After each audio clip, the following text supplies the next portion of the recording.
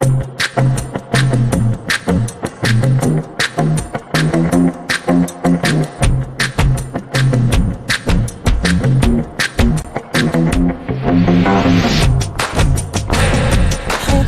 Felly. Mama sex. What? Miss. She likes sex. I have a son. Oh, what's it? Hi, Twitter. Oh, from Mama sex. Oh God. No. Oh, but then like anyway, let us start. So on today's topic, we are going to talk about something that I am. Can I say passionate about? Something that. Something that I like to like shed more light on, because I've realized that there are a lot of people that are so, let me say, thick in the wrong way actually. Kuna thick in the right way? Oh, kuna thick in the right kuna way. thick Hebu like simama tuone the right way. so we are going to emit Hey. Disperse. debunk. We're going to like talk on, we're going to like basically emit like some crucial knowledge on the skills that you need as a young person to navigate sexuality, boundaries and relationship generally. This is like something that I've talked to like several people na naonanga ni kama they know little ama they need to know more. You understand? So on to like our very first question. What is consent to you? Nini ni consent? What is consent? Kuna beshi yangu anasemanga that they define consent using the acronym F.R.I.E.S. Napenda chipo. So consent is supposed to be freely given, reversible. Wow. Reversible. Like yes. I can say yes, then I can say no. Yes, good. You can reverse consent anytime. Acha nikifikiria what I usually is. Yeah. It's supposed to be specific as well. It's supposed to be there's I and E. F.R.I.E.S. Freely given, then there's reversible, then there's an E, then another E. No, F.R.I.E.S. an E, then an I. Yeah. Coming back to that. But it's also supposed to be ongoing. Like not just hi, can I come in? And then you come in. Okay. And then you sit down. Can I sit down? Kijana, can I go to the kitchen? Kijana umeingia jikoni umeanza kupika. Okay. Unashangaa nani ame. Or even msichana. Unashangaa nani ame. Huyu si ameomba tu kukuja ndani. Yani wewe okay. You're making my brain like my brain cells are at work, like I'm trying to think. Anasema nini? I'm trying to relate. Umekunywa juice yote, ukasoma mayai 10. Hata ujali, hata uulizi, uliambiwa come in. Yeah. So it's supposed to be ongoing. You're supposed to ask like, hi, can I touch you? Can I kiss you? Can I do this? Yeah. Do you want this? Can I touch your arm? Can I move my hands here? Is it okay if I do this? Like, so ongoing, it's supposed to be something that is continuous. And it is like both way actually. Yeah. It's supposed to be specific as well. So it's not like, can I specific be specific with you? Not do you want to be intimate? Intimacy means something to different people. Yeah, for sure. Can I kiss you? And why do you think like consent is important? It's important because I was a victim of assault. Yeah, you mentioned the mental issues that come with assault is so much. Even you, sometimes when someone touches you without your consent, or someone you don't want to touch you touches you, you cringe. Yeah. Kwanza tao. Hata jana na easily very very intimate tao in the workplace. You feel defiled, you feel dirty, you feel some type of way. Now imagine that is just touch. Imagine if it's a whole sexual experience that you did not want with someone you did not want. Yeah. It gets worse. You can hate your body, you can hate people, you can hate yourself. Yes, you can hate yourself. Not because you asked for it, but because you had no control over it. And like, why didn't I do this? It's really important for someone to have control over what they want to do, what they don't want to do, exactly what they want done to them over their body, to feel like you have some sort of power over it. When you say like that, like I'm just trying to like go through like several stories that are in my head. I'm just like, it's not a good thing. Do you feel like you have control of what, like right now, do you feel like in most situation you have control of what you want to be done to you, what you don't want to be done, what you want to engage in, what you don't want to engage in. I think I know what I want, and I think I have control, but it's not easy to maintain the control. As you started, people are thick. People are thick. Oh my god. Yeah, in the head. Like so many times people tell me that I say no nicely, and I'm like, okay, I need a tutorial on how I should say no to men that is not nicely, because you're telling someone, I do not want this, I do not want to do this, I do not want to do this. Unasema ukismile. And then they're like, and I keep wondering, like, I'm a very straightforward person, and when I say I don't want it, I mean I don't want it. And then someone has the audacity to tell you that you're saying no to them nicely, or you're saying no to them like you do not mean it. And ni kama like unataka yeye ndio kuamulie. Like you're saying no ni kama you want me to decide like, for us. I just said no. Oh my god, Eti, oh, maybe you're just testing my resilience or consistency. Ama siri ni numbers. Are you God?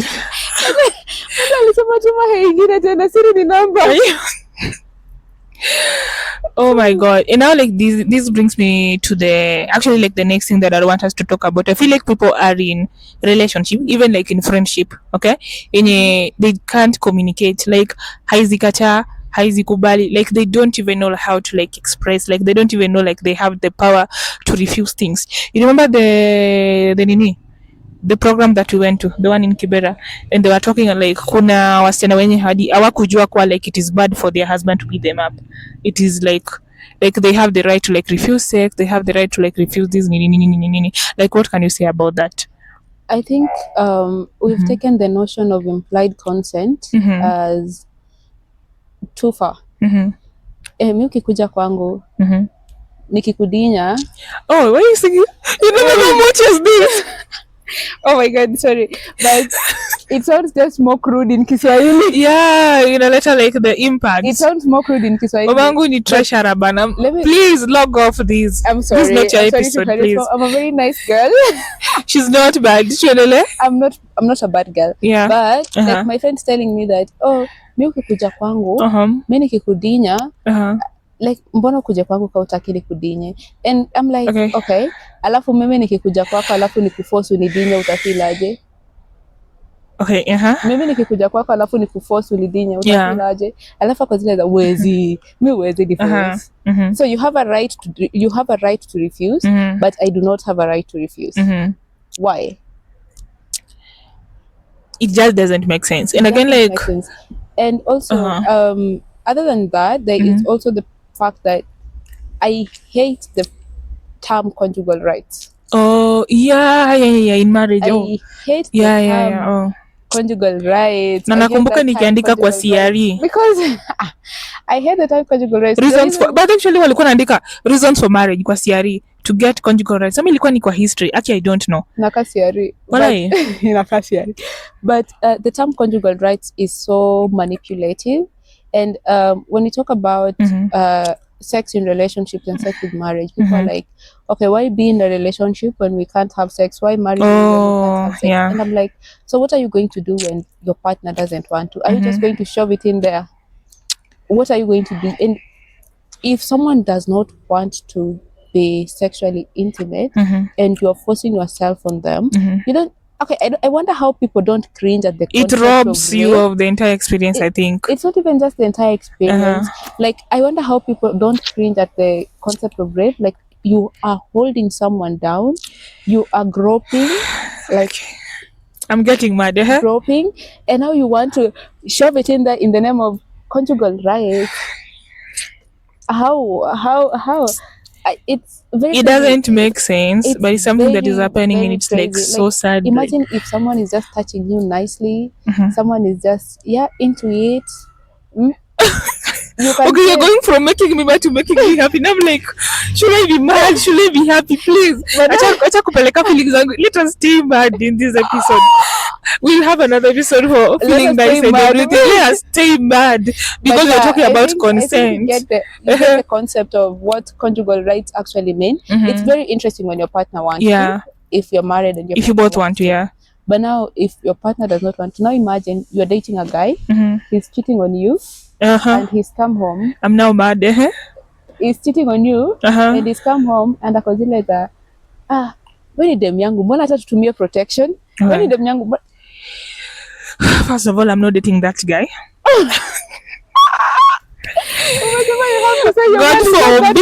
God forbid. I don't even want to imagine. I stopped imagining from that point. But shit happened. Yeah, I know. Never okay, let me not say. I say men because I'm a woman, but you never have control over the other person's feed. Yeah, for sure, 100%. Over the other person's feed. And even when you have even when you know that someone is cheating on you or someone is doing something, okay, emotions can really like F things up for you. Oh my god, that is me being respectful. I know. But because maybe actually I cringe when I think of someone cheating on me and then they want to touch me. I cringe. So bad. Cringe. It makes me feel like my body just. Your body is just not feeling it in the strongest way possible. Yeah. And again, now this reminds me, there are people who are in a relationship and they don't know that they have the power to say no or say yes or decide what is supposed to happen and what is not supposed to happen. Actually, this video is for you. Imagine you have the power. Like, I'm here to tell you, I've been sent by God to tell you that you can say yes and you can say no. I've been sent here. I've been sent by the universe. Yeah, I've been sent to like tell you, you can decide. And actually this brings me to like some of the red flags in a relationship. This is when you go to like friendship. You pia kuna marafiki zako that can be overly friendly, overly touchy and everything. Like, what are some of the red flags when you ukiona kwa relationship, or what are some of the manipulative things that happen that inafanyanga even like when you don't want to do something, you do it. And I hope like sijai force mtu kufanya anything, even like as my friend. Have I? Comment down below. I delete the comment kama umesoma, but still comment too. Have I ever done anything to anyone? I don't think so. I am a touchy person. Oh, I am a touchy person. Me working with someone, especially me working with a guy. Oh my God, we don't have to be anything, but I'd easily hold someone's hand. As long as it's not my guy. It's not my dad. We can share. No. Oh, not your dad, no. No, my dad, no my guy. You can share your guy. No, my anything. Your dad has money, not after babas. Anyway, you're off camera. Anyway, I'm a very touchy person, and I tend to subconsciously hold people's hand. Do you ask and for then consent? When I realize that I'm holding someone's hand, I'm like, okay, can I hold your hand? You ask? Yes, I do ask. Wow. Okay, I tend to ask even, can I kiss you? A consent queen. I tend to ask a lot of stuff because I prefer someone asking me. So I prefer asking. Okay. But as team touchy, sometimes it's not sexual, sometimes it's not that, but that doesn't make it right. Doesn't mean that the person you're touching feels the same way. Doesn't mean that the person you're touching doesn't. To you, touch might be something normal, but to someone else it might be overly intimate, it might be stimulating, it might be making them feel some type of way. So always ask. And I think red flags for me, red flags for me is someone who wants to be with you every single time. Oh my God, I miss you. Oh my God, I can't stay without you. Ooh. And that is maybe if someone does that, like I know you today, or you start talking to me today and tomorrow you cannot live without me. That is a huge red flag for me. And I fear people who do that actually, and I keep telling people that I fear people who do that, and then they say men always know. Ooh. That men always know from the moment a man sees you, they always know if you're the one for them. You know, I don't never understand the audacity. You don't even care if you're the one, if you're the one for me. You don't know my second name. Okay, you know my second, but you don't know my first, because like what unajenga like Harriet, so you don't know my first name or my last. Mtu atajui unatoka wapi, mtu atajui miaka yako, lakini they can't, yani apumui. He's not breathing. And again, now I feel like when people don't ask for consent, it becomes some sort of control and abuse in a relationship. Do you agree with that? Yeah, I do. I do. When someone has power over your body, if someone can just touch you. And you always say no, you can't say yes. I say this. It's some sort of abuse, by the way. And there are a lot of people who are being abused, even like in their marriages, in their relationship, in their relationships, further relationships, and even marriages. By the way, you're not obligated to. And this actually makes me feel like even like our grandmothers, they were like, abused the entire time. Something that happens is people feel most of the time when a guy likes you or when you're with someone and they're like, oh my god, like I am so horny, if you do not have sex I'm gonna have blue balls. If it, like I can't stop myself. I want it. I like you so much that I can't stop thinking about it. Like it's your business to it's your business to make them satisfied, to keep them satisfied. It's your business to ensure that they feel pleasure. It is your business. It's not your obligation. That man can just go and touch himself, by the way. I am appalled. But no, that is why we'll actually like do like another episode on pleasure, and the sex master will teach you guys on how you can, you cannot make someone's daughter or someone's son feel like they're obligated to like do something. It's not your obligation to make someone feel good if you do not want to, if it doesn't make you feel good. Wewe saizi umekaa tu chini ya kitambia mbaba. No, just saying, and you do not want to, like, just because someone has some sort of power over you, really. Just because you're giving someone power over you.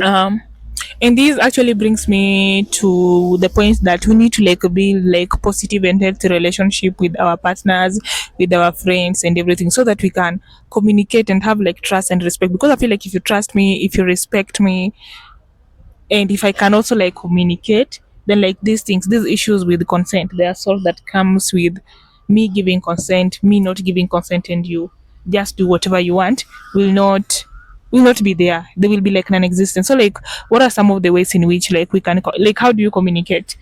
How should it exactly the way you're saying, like you say like a nice no, like how do we need to? But then once I feel like I'm somebody who is very, I don't feel like I'm that communicative. So I feel like I also need to work on that. That is also like something that is. But this is for me. I came here for me. Let me just say this first. Me saying that uko chini ya mbaba, I don't mean that don't date older men. You can date older men. But as Harriet is saying, how do we build positive relationships? How do we? Well, I can even like feel free to just tell like sitaki. That are safe. How do we build relationships? Yenye mtu unaweza mwambia usispin hivi. Okay. Like, okay, one thing we need to understand is porn and sex, sex in real life and porn on video, like sex on video, are two different things. So whatever might seem stimulating on video is not necessarily stimulating in from person. Experience. Yes. Okay. Would I spin you? It depends on what you're spinning. Is there something on spin on you feels good? I'm just like, oh, money. They don't spin. That is not spinning. But just saying, you need to understand your partner. You need to talk to your partner and understand that. Yes.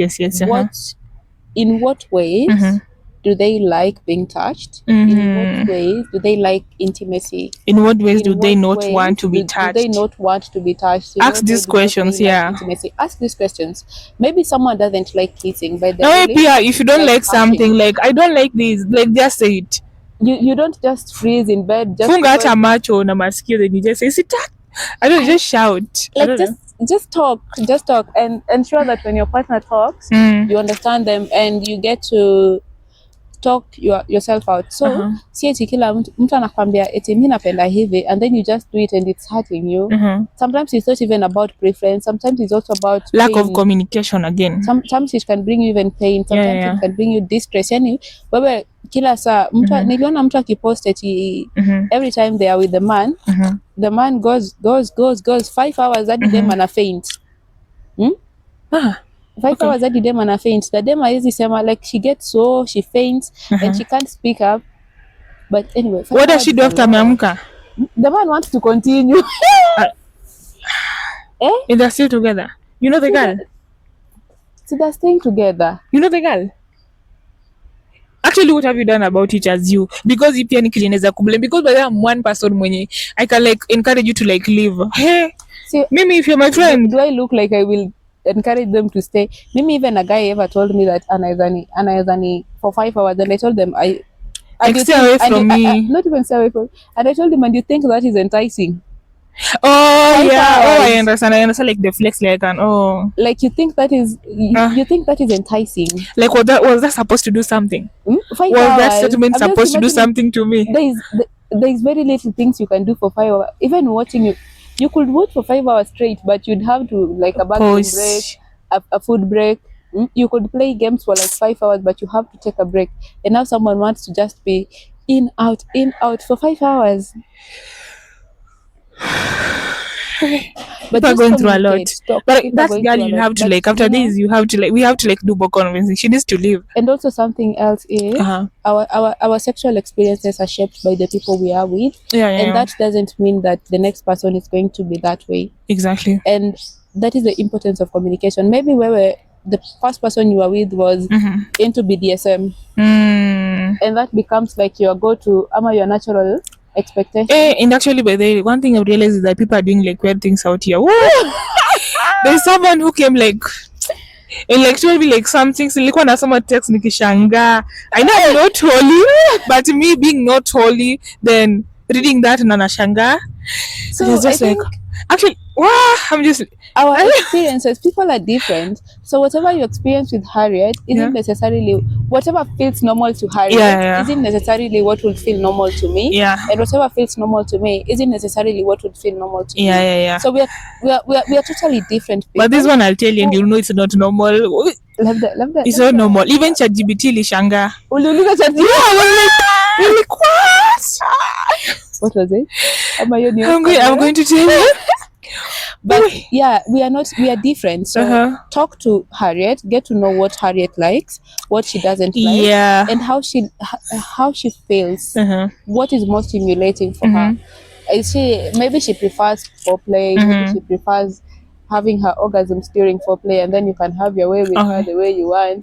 Maybe her pending. I see where you're going to. You've just gone to your favorite topic, but I understand she's a sex expert, so.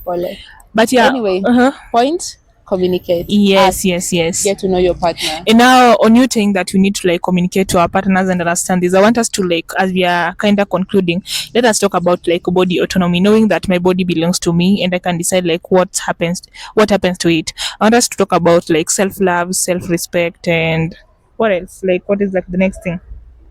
Self-love, self-respect, and self-care, because I feel like if I love myself, if I care about myself, if I respect myself, I will take the initiative to like say no. Like don't do something that will hurt me, don't do something I'm Bambi. Do you feel like if you love yourself, that's very controversial. Really, if you love yourself, do you think like what I agree with your body? But still, it's still me. My body is me, because if my body is feeling pain, still me na feel pain. There's a difference between your body and you. I don't know if it's just me who thinks that. I'm also like open-minded. You could separate yourself from your body. Really? Separate yourself from your body. Self-care, but separating yourself from your body. You know, you're telling me like they come all over to when you wanakwanga like nini, like maybe they have like an abusive partner, or an abusive partner, an abusive husband, an abusive boss nini. So they just say that because they know like this person is like doing. Like it's giving like victimish vibes. There's a lady who told me she was being like assaulted like sometime. It was like something that was ongoing until alijitoa kwa hiyo environment. Like so angekuja like angejiremove from the situation hadi like anashtukia tu like kwa mtu alimaliza kaenda. So it is possible, but I feel like it is some sort of it could be some form of self-care actually. Like maybe imagine I don't think I can separate myself from my body. But like I am there. I am. Let us not get into that. Okay. Yeah. A few days ago we were talking about choice feminism. Not with me, but tell me. Not with you. We were talking about choice. You're talking to other people. What? And know me. I've not been included in this conversation. I just feel like just feel like you've been you're secluding me from your conversations. Your toxic boyfriend, maybe. But I feel like I can anyway. You can pull the toxic boyfriend move. Yeah. But we were talking about choice feminism with my cousin, and choice feminism is about having power to make your own choices, whether it is a good choice or a bad choice. It is your choice. And I advocate for individuality and body autonomy. I advocate for you to be able to choose whatever happens to your body. For you to be able to choose whatever you want to be done to you. And the reason why I'm saying that it will be easy to separate the body, self from body, myself from my body, especially when it comes to sex, is because sometimes we have sex for different reasons. Okay. Not all of the time it is for intimacy. Sometimes it's for what? Some people have sex for because money. the other thing I know is reproduction. Some people have sex for money. Oh my god, yeah. Some people have sex as a coping mechanism. Oh, some people have sex for so I didn't many know. different reasons. And not all days have to have you like fully having the experience. You don't have to be there fully mind wise, really like feeling the experience. I feel like I should sign up for classes. I didn't know. By the way, anyway, I will start sex classes soon, by the way. And I will attend. A student. Yeah. I'm looking forward to excelling in that class. Anyway, so I believe in choice. I'm not saying that every choice you make is empowering, but at least it is your choice to make. Oh, for sure.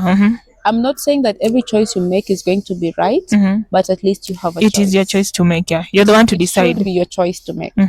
You can choose whether to have sex for money. You can choose whether to have sex with multiple partners. You can choose whether do you? You can choose whether it is BDSM you want. You can choose whether it is soft soft love you want. Like, do you? It is your choice to make. I advocate for individuality and autonomy.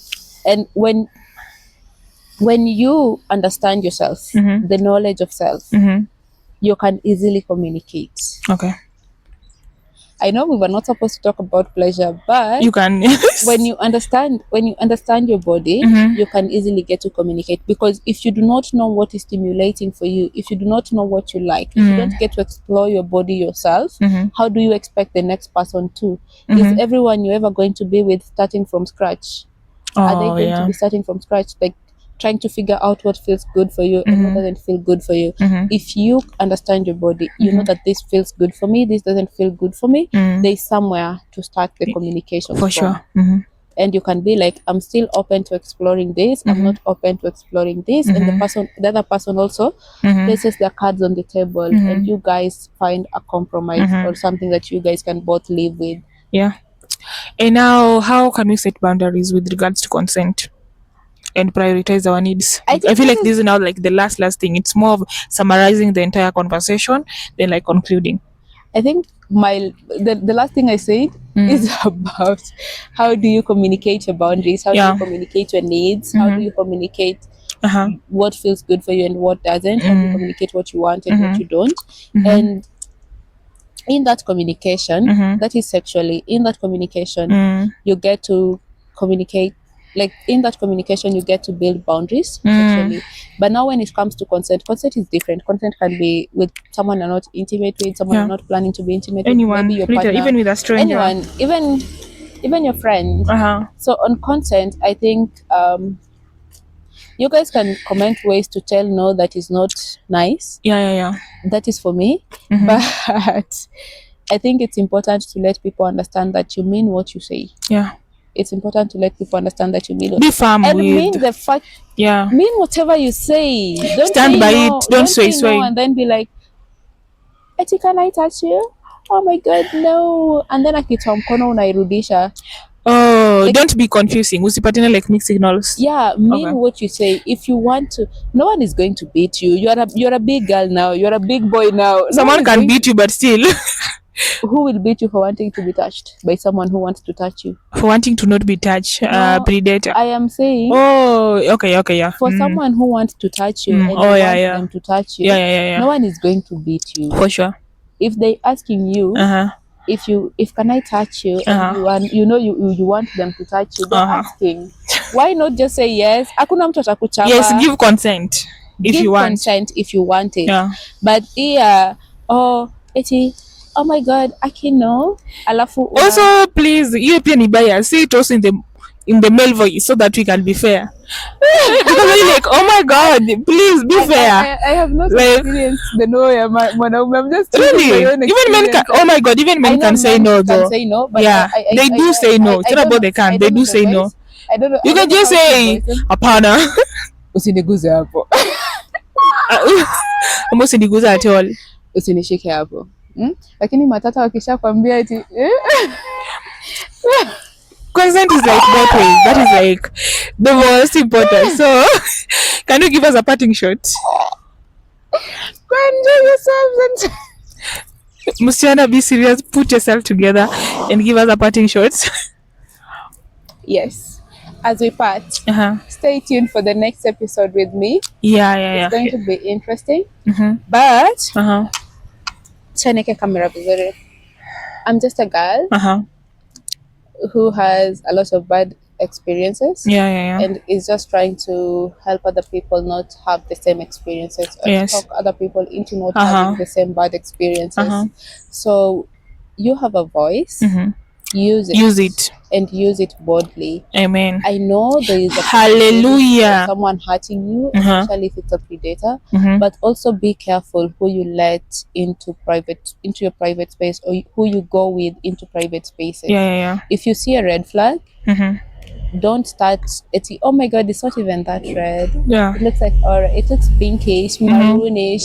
Don't try to validate any sort of thing that doesn't feel Any comfortable wrong to you. Mm-hmm. If someone is very too communicative about what they want to do to you, and you do not want that, Mm-hmm. even if it's not sexual, but you feel like it can violate you or make you feel violated, Yeah. or it can escalate, Mm-hmm. avoid that. Avoid spaces that make you feel vulnerable. I know you are not supposed to be living that way. Mm-hmm. We are supposed to be living a better life, Mm-hmm. where we can be respected, Mm-hmm. and people can communicate with us in a good way. Mm-hmm. But this world is not yet there. Yeah, for sure. So just take care of yourself. Mm-hmm. Ensure that you speak up, and if something doesn't feel comfortable, Mm-hmm. believe you may.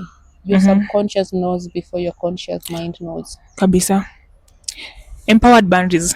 That is the topic of today, and we've been talking about consent and mainly reiterating that you have the power to decide. You can choose, like you can choose to do something or not do something. And while talking about choosing to do something, doing something, please consent to watching this video, liking, subscribing, and sharing. Mama, Yes. I'm saying please.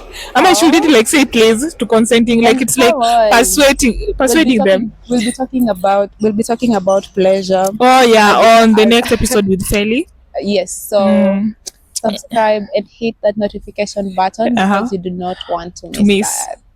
Yeah, and we'll push it. We'll shove it to your face so that you can decide to watch it. You have to consent to watching it. So bye. See you in the next episode, and I hope that you're having an amazing month. Happy July. Bye. Happy July. I feel like you really like this self-pleasure topic, and I'll come to you so that we unifunze.